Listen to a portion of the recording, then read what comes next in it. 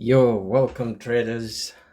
Um, Siku nyingine nzuri sana ya kusaidika, siku nyingine nzuri sana ya kuchange mindset, siku nyingine sana ambayo una move kutoka stage moja kwenda stage nyingine katika career yako ya trading.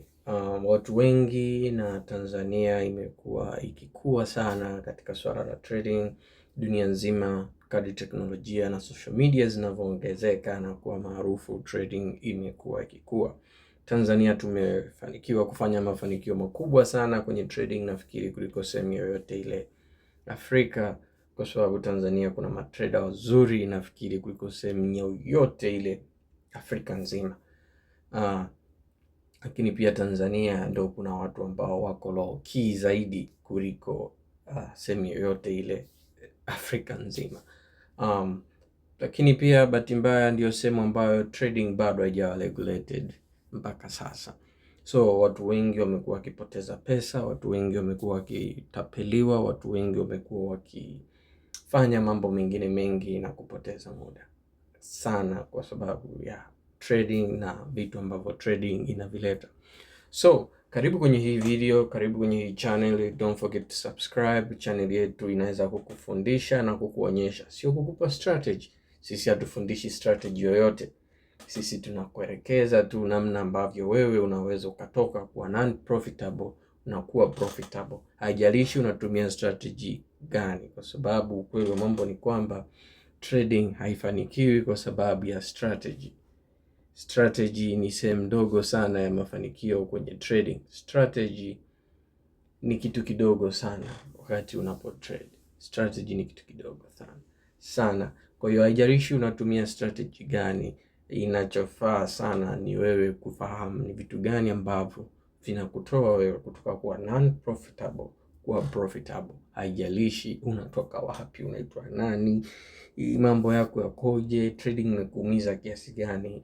Yes, kuna uwezekano wa wewe kutoka kuwa not profitable kwenda kuwa profitable in a very short time, endapo utajifunza strategy ama vitu sahihi vya kukutoa kuwa non profitable kwenda kuwa profitable. Na hiyo haihusishi sana kitu kinachoitwa technical analysis ama technical knowledge. Hapana, hii kitu inakwenda kukuonyesha trading kama ilivyo, kwa jinsi ilivyo yenyewe. Na ni strategy zipi, sio strategy za kutrade, no, mbinu. Sasa tutumie neno, ni mbinu zipi unaweza kuzitumia kutoka kuwa not profitable mpaka kuwa extremely profitable. What are you supposed to do and how do you do it? So let's roll. Tandara. Yes, swali kubwa ambalo nimekuwa nikijiuliza na ambalo hata mimi lilinichukua muda mrefu mpaka kutoka kuwa mtu anayetangatanga mpaka kwenda kuwa profitable ni lipi, na ambalo pia limekuwa likisumbua watu wengi. Cha kwanza kabisa lazima tujue kwamba msingi mkubwa wa trading na msingi mkubwa wa mafanikio kwenye maisha au biashara yoyote unafanana. Yaani hakuna career inaweza kudhibiti hizi career mbili kwenye habari ya namna ya kufanikiwa kwenye jambo lolote. Kwanza ni kilimo. Mtu yoyote ambaye ameweza au amewahi kulima kwa mafanikio hashindwi kufanya jambo lolote lile duniani endapo akitia moyo wake kulifanya. Mtu yoyote atakayeweza kutrade kwa mafanikio, amna jambo lingine lolote duniani ambalo akitiweka moyoni mwake kulifanya litamshinda. So trading na maisha vinashare kanuni moja. Yaani mtu ambaye ukimpa afanikiwe kwenye trading, huyo mtu hata ukimpeleka asome udaktari anaweza kufanikiwa. Not because hivi vitu vinahitaji akili, isipokuwa ni nini ambacho trading ina cost ndani ya mtu. Process ya kutoka kuwa mtu wa kawaida mpaka kuwa trader ni process ambayo inabadilisha kabisa mtu, kila kitu kuhusu huyo mtu. Mtu sio mwili, mtu sio nguo anazozivaa, mtu hasa ni mindset. Na trading ndio kitu ambacho kinaweza kutransform mindset ya mtu completely compared na vitu vingine vyote. Mindset ya trader, wengine wanasema psychology, lakini ukifupisha tu hiyo psychology unapotea, kwa sababu unaweza ukawa unapoteza muda mwingi ukijua tatizo lako ni psychology, lakini kumbe tatizo lako ni mindset. Yani hata ningekupa kidonge cha psychology bado ni ngumu kawa trader mwenye profit, kwa sababu ya shida ipo kwenye mindset. So kwa nini watu wengi wanachelewa kuwa profitable? Jambo kubwa la kwanza linalochelewesha watu wengi sana, linaloumiza watu wengi sana, linalofanya watu wengi wanapotea na wanashindwa kufanya vitu ambavyo vinawafanya wawe profitable, cha kwanza kabisa, cha kwanza ni hiki hapa: kujitambua. Upo level gani? Yes, una trade, lakini upo level gani ya trading? Yani hakuna jambo lingine kubwa unaweza ukafikiria unahitaji psychology. Mimi sina risk management, mimi sina kitu fulani. Man, hayo yanaitwa matokeo ya stage uliopo kwenye trading, na sio tatizo lenyewe. Watu wengi wanachelewa kwa sababu hawajui tatizo. Unajua kuna sababu afu kuna visababishi.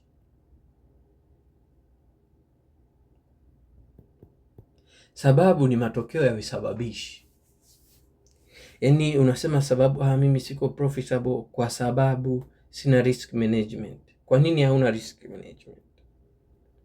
Haya majibu yatatokana na upo level gani, na msaada wako utatakiwa upatikane kutokana na upo level gani kwenye trading. Either wewe ni beginner, either wewe ni amateur, wewe ni intermediate, ama tayari uko pro. Yes, kuna mapro ambao hawatengenezi pesa, japo ni ngumu sana ukawa pro bila kutengeneza pesa. So achana na sababu, tambua visababishi. Kwa nini upo level gani? Upo level gani ina determine sana kwa nini haupo profitable. Na nimetengeneza video ambayo hii video itasaidia sana intermediate trader. Ndani ya nusu saa au wiki mbili, akienda mbali sana miezi mitatu, intermediate trader atakuwa profitable. Lakini ni ngumu sana kutoka kuwa beginner mpaka kuwa intermediate, na ni rahisi sana kutoka kuwa intermediate kwenda kuwa pro. Yani ngumu sana kutoka kuwa beginner kwenda intermediate. So beginner ni nani? Beginner ndio yule mtu ameisikia trading, amechagua kuamini kwamba ni kitu kinafanya kazi. Huyu ndio anakuwa beginner. Au beginner kwa sababu umehudhuria kozi ya trading ama nini. Beginner ni yule tayari anaamini kwamba trading ni kitu cha ukweli. Huyu ndio beginner. Amateur ni yule ambaye amejua trading ni kitu cha ukweli, lakini ameshindwa kukichukulia serious, anaanza kukitumia kama kubeti. Huyu ndo amateur. Yani anajua trading ni nini, anaelewa trading inavyofanya kazi, anaelewa ABC za trade. Ukimuuliza maswali ya pips, jinsi ya kutia order, anaelewa. Lakini yeye ni amateur. Yani yeye ni anabeti. Yani afanye kitu kama yuko serious na biashara. Hawa ndo unakuta mara nyingi ni mtu ambaye ana struggle ya identity. Ajui yeye ni trader na anataka kutrade kwa nini, ajui. Huyu ndio trader. This is a dangerous mindset, na watu wengi wanastay muda mrefu hapa. Wanafikiri wako hivi lakini hawako hivyo. Anaweza akawa anajitambulisha kama trader, anaweza akawa anasema ni trader, lakini actually yeye ni gambler, ni amateur. Like to him it's just fun, it's not a business. Yani hana plan, hana system, hana chochote, yani hajui, yani this is excitement, yani kwake trading ni excitement. Huyu ndo yani hii ndio stage ambayo anajua hataki kununua robot, lakini inabidi anunue. Lakini beginner ananunua signal sababu hajui kwamba signal zinampoteza. Beginner ana tatizo la kwamba anaamini kwamba this works and I need to make sure nimepiga hela wiki ijayo. Lakini amateur anajua kwamba kabisa kwamba signal hazifanyi kazi, robot hayafanyi kazi. Anajua vitu, lakini bahati mbaya kwake yeye anasika excitement zaidi kuliko biashara.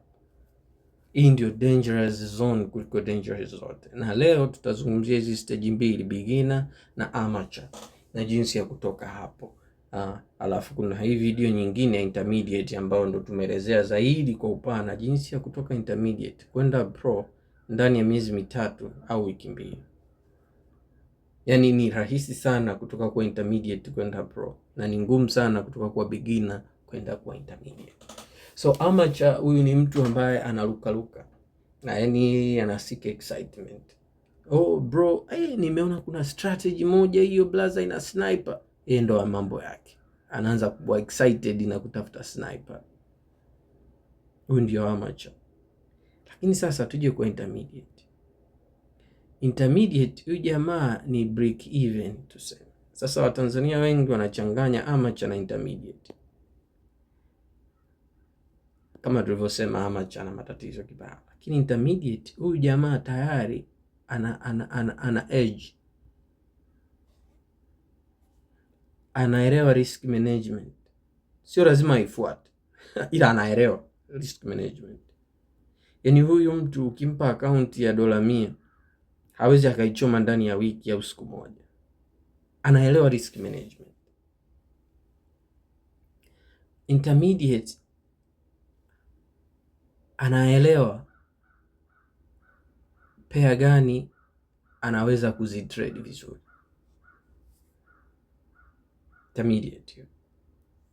Intermediate pia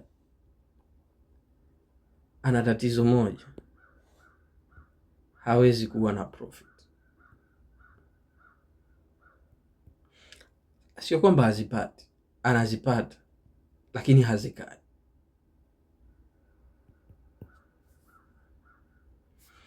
Intermediate bwana, huyu bwana intermediate yeye anashindwa sana kitu kimoja ambacho kinaitwa system. Ndo ambacho hana, ila ana edge, anajua analysis, lakini hana system. Yani alichopungukiwa ni kimoja tu, system. Kwa hiyo njia ya kutoka intermediate kwenda pro ni moja tu, system. Yani ni system basi ndio anachokihitaji intermediate kwenda pro. Sasa pro yeye ana nini? Pro yeye ana system. Yani pro ana uwezo wa kuwa hata miezi 3 negative, lakini akafunga mwaka na positive. Intermediate negative, kwa sababu hana system, inamtoa mchezoni. Kwa unaona anapata profit, lakini series za negative zinamtoa mchezoni. Mwisho wa siku anaishia ku break even, alafu anaenda juu, anashuka chini. Yani chart ya intermediate mara nyingi iko go flat, lakini ndani hiyo flat inamaanisha inaenda juu, inashuka chini, inaenda juu, inashuka chini, inaenda juu, inashuka chini, inaenda juu, inashuka chini, inafanya hivi. Hii ndio chart ya intermediate. Lakini chart ya pro imekaa hivi, inaenda. Pro ana system ambayo ina uwezo wa compound over time. Losses zake ni ndogo kuliko win zake, kwa sababu yeye tayari ametengeneza system ambayo win au loss hazina maana kwake. Intermediate ana tatizo hili, bado yuko attached na matokeo. Kwa hiyo intermediate bwana anakwenda akipata loss anapotea. So matrader wengi ambao kwenye hii intermediate kitakachowachelewesha hizi, tutaona ataanza kufikiria tatizo lake lipo kwenye strategy. Hii ndio rupu ambayo intermediate anapotea sana. Anaweza akafikiri tatizo lake ni mentor, atabadilisha mentor. Anaweza akafikiria tatizo lake labda kwa sababu hana snipers, na anachelewa. Lakini sio kwamba hana hivi vitu, au sio kwamba havifanyi kazi, kwa sababu vinampa profit, lakini anarudisha sokoni kwa sababu hana system. So let's talk about beginner, kutambua level uliopo. Kama ukijua wewe ni beginner,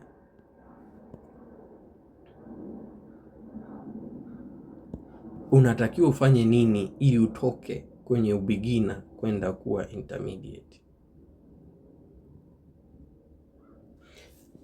Kwa sababu ukishafika intermediate kwenda pro ni just a tip, like ni kama vile tu mtu akifanya hivi, you can go pro anytime. Na ukishakuwa pro ni ngumu sana ukarudi intermediate, ngumu sana in form of mindset. So huyu beginner hana mindset yoyote. Beginner, yani beginner ni kama binadamu wa kawaida, kwa sababu lazima tuelewe, trader hana ubongo ambao wanadamu wa kawaida wanao. Ubongo wa trader umeharibika mno, au umechange mno sana. Mindset ya trader iko tofauti mno na mtu wa kawaida. Unaweza ukaenda ukaangalia TED Talk moja anayosema mindset za trader, na nitaiweka hapo chini kwenye description ya hii video. So talking about that, so beginner mara nyingi hajui ambacho hajui.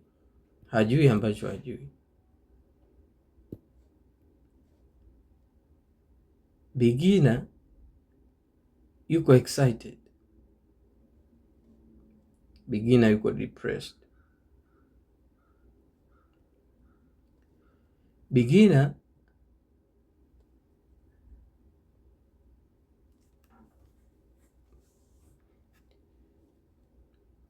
ni rahisi kuvutiwa na utapeli. Na ubaya zaidi ni kwamba nani alimuona kwanza. Ndio tatizo kubwa la beginner pia litakalo kuchelewesha kama beginner, ni nani ulimuona kwanza. Kwa mfano,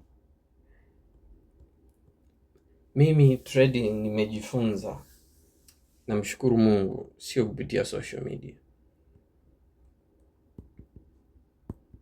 Yani sikuijua trade kupitia social media. Nilijua trade ndo nikaenda social media. Yani endapo umejua trade kupitia social media, the more utagundua kwamba unatakiwa uache social media ndio uanze kuwa trader, the better. Utaona watu wako Dubai, utakuambia wana robot, utafikiria maisha ni simple. Utafika utaona watu wanaishi Masaki, wana nyumba Mbweni, unaweza kufikiria basi this is just it. Utaona watu wanaingiza $10,000 kwa trade moja, unaweza kufikiria that's life. Though man, I can make 10K. But si kweli.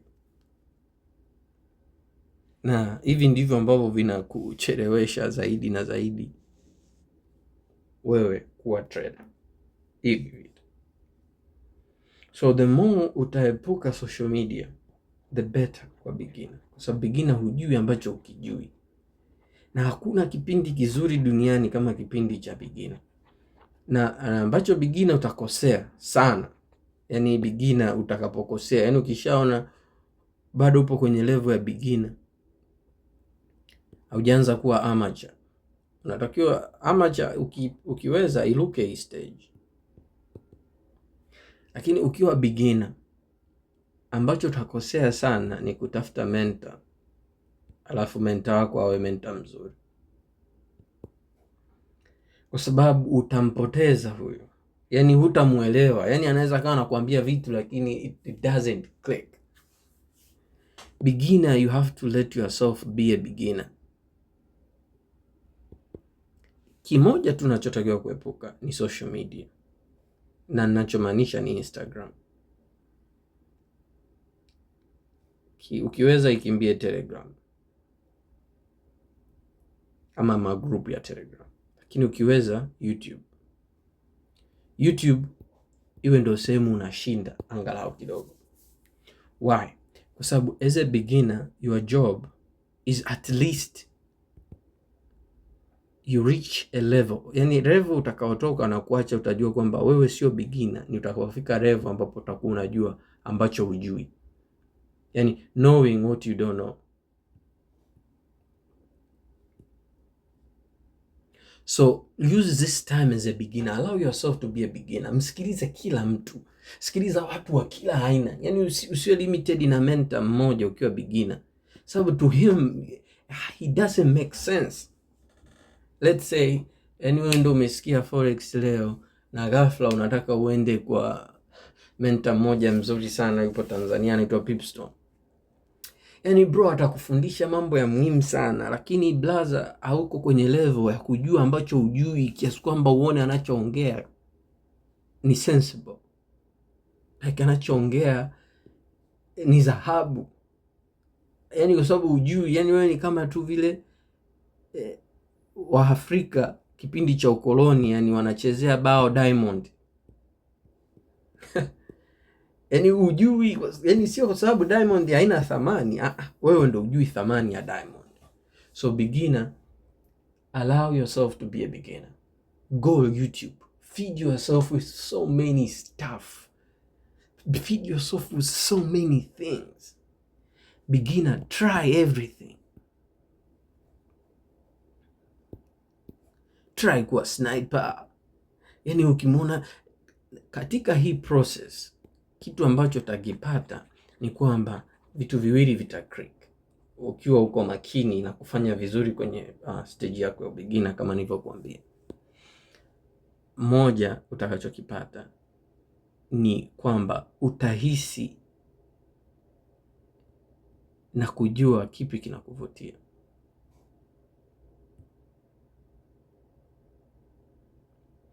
Scalping, swinging, hii tutaisema vizuri ukifika kwenye intermediate, kwa sababu intermediate pia ana hii crisis kidogo. Lakini utahisi kitu gani kinakuvutia. Kuna staili moja ya kutrade ambayo itakuvutia, alafu utakuwa unajua vitu gani ambavyo huvijui ili uweze kufikia hapo, na ndio unamtafuta mentor. Kwa sababu uweze ukawa mtafuta mentor hujui unataka akumente nini, akusaidie nini. Na mentor mzuri yoyote, amini ninachokwambia, mentor mzuri yoyote, achana na watu wajisifie kiasi gani wao wako na academy na watu ina matokeo kiasi gani. Brother, mentor mzuri yoyote anataka akusaidie wewe kama mmoja, ajue tatizo lako ni nini, akusaidie kwenye hilo tatizo lako. Kazi ya mentor ni kumtoa intermediate. Mentor ni kwa ajili ya intermediate, sio beginner. Yani we beginner unaweza ukasoma tu hata na hawa mamenta wa uongo, au wakakufundisha tu pips ni nini, wakakufundisha lot size, wakakufundisha mabroker, wakakufundisha trend line, yani hiyo sawa. Lakini intermediate anahitaji mentor, kwa sababu tayari intermediate anahitaji mtu wa kumuongoza, mtu ambaye atamsaidia matatizo alionayo, mapungufu alionayo. Lakini kama beginner hujui mapungufu alionayo, yani hujui hata age ni nini, lakini kadri unavyotoka, yani one criteria, ya kukutoa wewe kuwa beginner kwenda kuwa intermediate ni kujua hujui nini na unajua nini.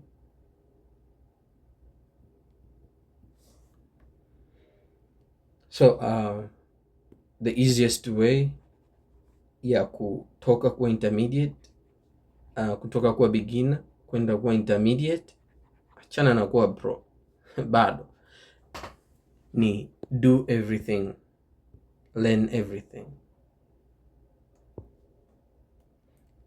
and use a short time possible. Yaani usikae unajifunza vitu vya kila aina mwaka mzima miwili, kwa sababu hapa sasa itafikia stage una overlap intermediate na beginner,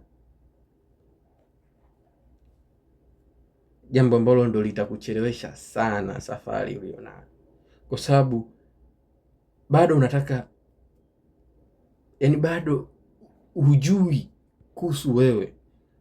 Ndio unajua kwamba na trading hivi napata faida, lakini the moment umepata hasara au the moment hicho kitu hakijakaa sawa, unataka uchanganye na kingine. Huyu ndo overlap aliyeko hapa, anataka achanganye vitu vingi kwa wakati mmoja. Yani anataka trade liquidation, anataka trade sijui anataka domination, anataka trade ICT, anataka trade trend lines. Yani eti yeye ili mradi, kwa sababu sasa anajua vitu vingi na ametumia muda mrefu kusoma vitu vingi, anajihisi anajua, so ana overlap. So what happens is, asipopata trade kwa ICT analazimisha trade kwa trend line. Sasa that's dangerous, na hiyo inaenda kukufanya unakuwa kama amateur, japo amateur hayuko hivyo direct, lakini so don't do that. So tenga miezi 6 uko serious, learn as many materials as possible, alafu note down what you don't know, what you don't understand. Alafu angalia pia nini kinaku attract, what attracts you. Alafu angalia nani anaweza kukusaidia katika hizo mtindo, nani anaweza akakusaidia kutokana na wewe ulivyo. Kwa mfano, nitatoa mfano mniwie radhi, nitatoa mfano tu. Ukienda kwa Pipstone unajifunza sniper kali, lakini ukienda kwa Crynicians unajifunza entry tu za kawaida. Hao wote wako profitable kama nilivyokuambia. Yani strategy haimati, ni mindset. Ama unaweza ukaenda kwa akina nani usimjui nani, lakini kuna mtu fulani anaitwa Falcon, ni Marekani, I think Mwingereza. Yeye anatumia trend lines na ni profitable. Lakini katika hawa watu wote unaona kuna kimoja ambacho you can resonate with, go with that one. Yani manake huna haja kumtafuta Pipstone, kwa sababu tayari wewe umejua hii kitu kwako ina click kuliko hii. Tafika sehemu tukiwa tuna kwenye video intermediate tumeeleza kwamba yani siku utakapojua kwamba wewe una edge. Yani unajuaje kwamba una edge? Maana hii ndio mata kubwa kwa intermediate. How do you know you have edge? Ni pale ambapo una trade kwa staili fulani na uelewi kwa nini watu wengine wasi trade hiyo staili. Yani like it's so easy, like dude, kwa nini yani wewe usifanye tu hivi? Yani like it doesn't make sense. Kwa nini? Yani unajiuliza kwa nini jamaa anaingiza riski kubwa hivyo?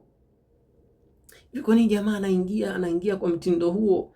Yani kwa nini tu asifanye hivi? Mbona hiki? Hiyo ndo edge. Yani kwamba you have a style ambayo unaona soko na unajiuliza kwa nini watu wengine hawaoni. Hiyo ndo edge. Na ukiwa beginner hii kitu huwezi kuwa nayo, lakini unaweza ukawa attracted na style fulani. Na mentor mzuri, kama tulivyosema, mentor mzuri hakikisha anatatua matatizo yako. Achana na mamenta kama beginner, labda ukiwa intermediate. Achana na mamenta ambao yani yeye siku zote anakuambia mimi nitakufundisha kutoka what is forex mpaka kuwa profitable. Huyu mentor achana naye. Tafuta mentor ambaye anakataa beginners. Hilo ndo la kwanza.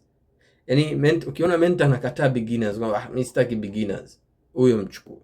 Yani haijalishi kama ana style yako alafu anakataa beginners au anasema this is not for beginners, mchukue huyu.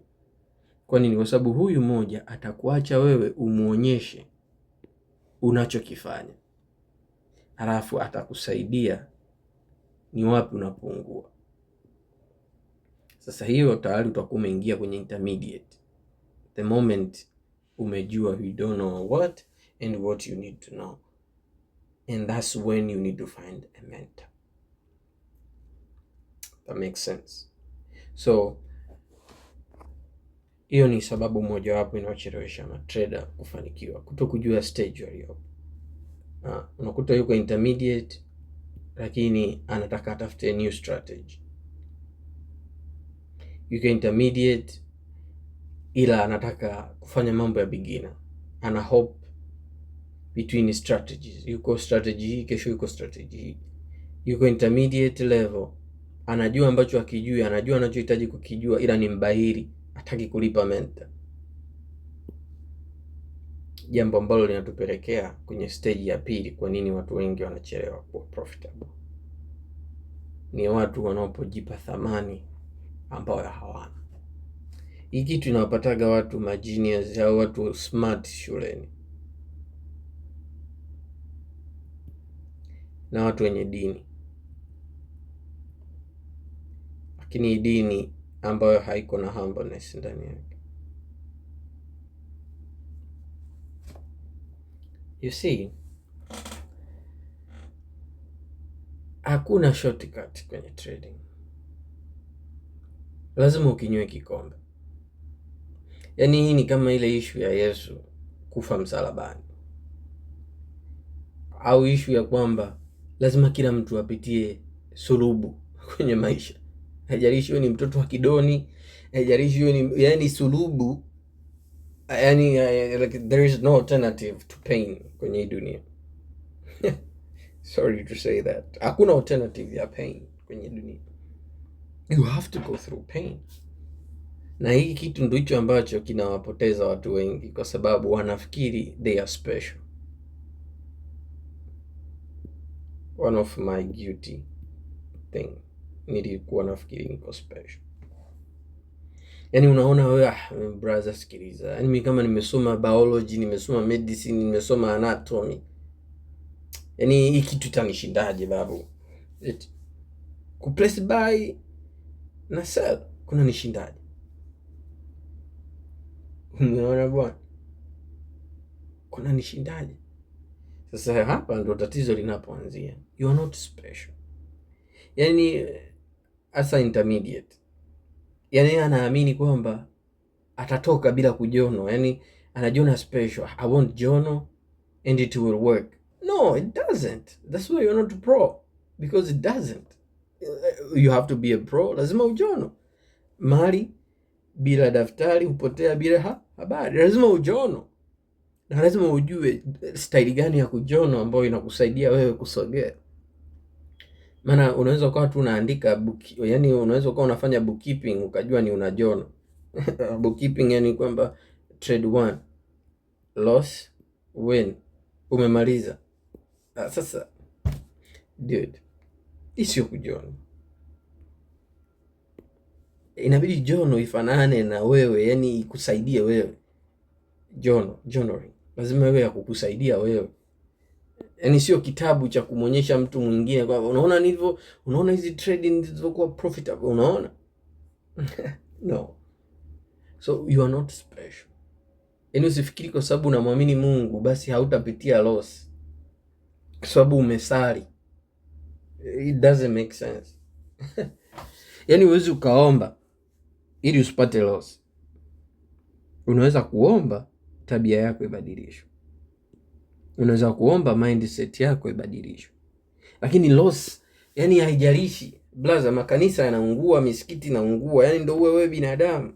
Yesu mwenyewe baba yake alikufa, Yusufu alikufa babu,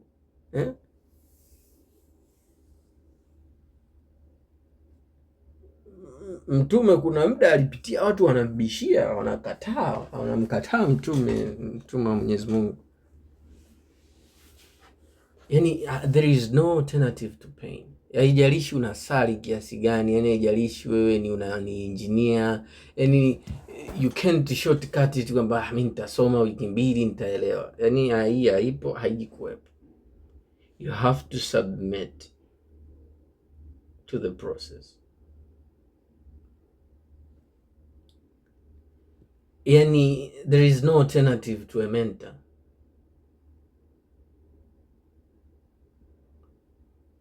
Yani lazima uwe na mentor, lazima uwe na mtu ambaye, kumbuka trading ni wewe ndo bosi wako mwenyewe, so you have to have somebody ambaye uko accountable kwake, not in a sense kwamba anaendesha maisha yako, lakini somebody you can go to akakuambia vitu, akakusaidia. Like there is no alternative to that. Unaona bwana? So that's the truth. That's the truth. Kwamba lazima usijipe thamani ambayo hauna. Yani wewe unajiona profitable only because ulisoma Mzumbe sekondari, au kwa sababu ulisoma UDSM basi wewe unajiona hiki kitu mimi nakiweza. No, submit to the process, submit to the process, submit to the process. So by the way, ukiweza kuyafanya haya mambo na kuyaelewa vizuri na kujua in and out za kila level, na ukajitahidi kuto kujipa thamani ambayo hauna, hii inamaanisha usijidanganye nafsi yako.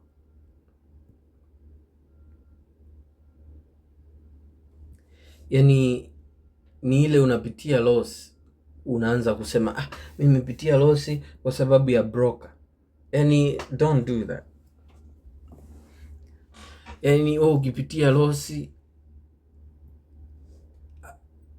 ilikuwa ni slippage, niliingia haraka. Yani usiwe na sababu za juu. Lazima ujiambie ukweli. Yani unapokaa na wewe mwenyewe na nafsi yako, lazima ujiambie ukweli. Dude, what am I doing? Nini ninachokosea? Nini hasa tatizo? Achana na kusema sababu, sema visababishi. Labda nikupe swali la kudokeza, labda la kimgogoro hapa. Unafikiri kwa nini watu hawaweki stop loss wanapo trade? Alafu huyo mtu akichoma account, unafikiri ukimuuliza swali, kwa nini umechoma account, jibu atakalokupa ni lipi? Atakupa sikuweka stop loss. Lakini hii ni sababu. Kilichomsababisha asiweke stop loss ndicho ambacho kinatakiwa kiwe solve. So lazima uwe mkweli na wewe mwenyewe, usijipe thamani ambayo huna. Yani ukizingua sema umezingua. Lazima ujue nini kinasababisha, kisababishi. Yani uweze ukaniambia mimi sikusoma kwa sababu tulikuwa maskini. Yani hayo ni matokeo ya umaskini. Kwa nini nyinyi ni maskini ndio kilichosababisha usiende shule?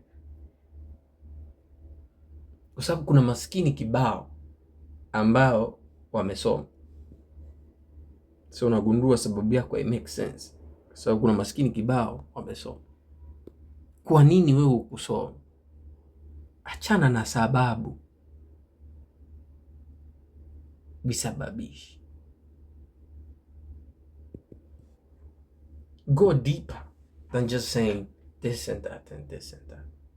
So honestly, video yangu itaishia hapa. Asante sana kwa sababu umeangalia video hii mpaka hapa, na kualika pia uangalie video inayohusu kutoka kwa intermediate kwenda pro ndani ya muda mfupi, na namna gani unaweza kutoka kwa intermediate, na intermediate anafananaje, beginner anafananaje, kama tulivyoelezea kwenye hii video, lakini pia amateur anafananaje, na how unaweza ukatoka hapo na kwenda kuwa profitable.